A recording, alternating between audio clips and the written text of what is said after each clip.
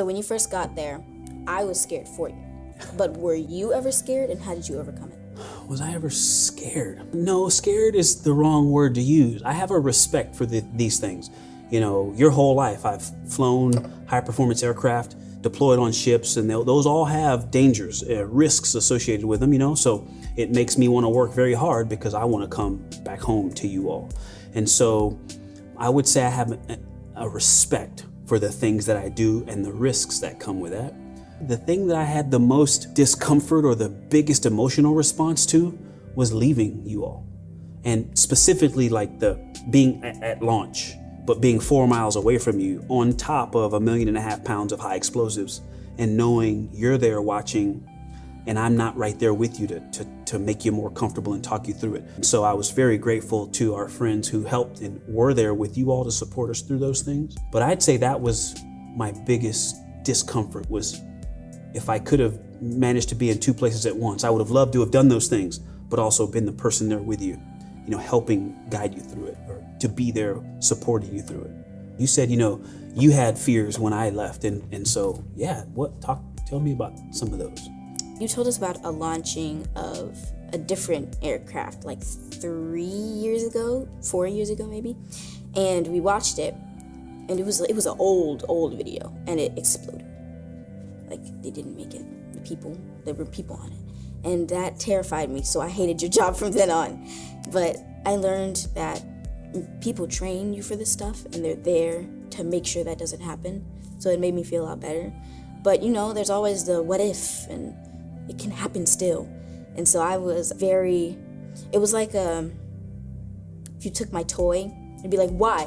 Don't take my toy, it's mine. It's mean of you. It's kind of way you feel like you were my toy. And it's just like, it made me, no, don't leave, don't take it. So. Yeah. You know, it's interesting because the last time I deployed was when we lived in Japan.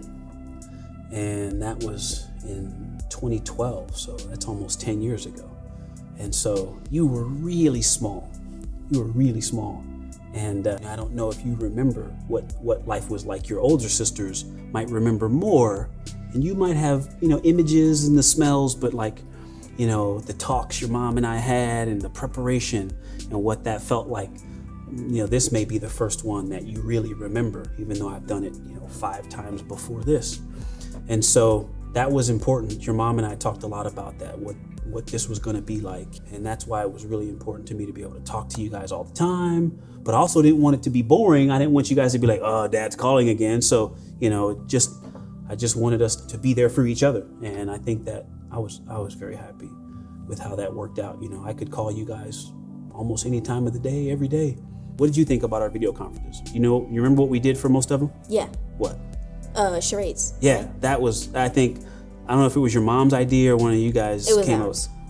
We played games and it just, that time, first it flew by. They were never long enough. But I never felt like I had to go, come on guys, Dad's calling from space. Because at some point, right, even it's still neat that Dad's calling from space, but like after 167 days, Dad's calling from space, you know? I don't think it was ever like that. It like major, I don't want to go.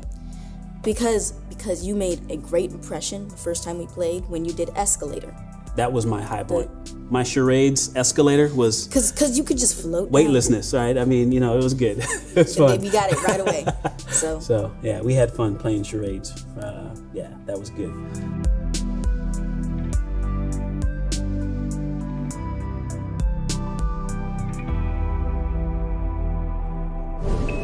Subscribe for more space.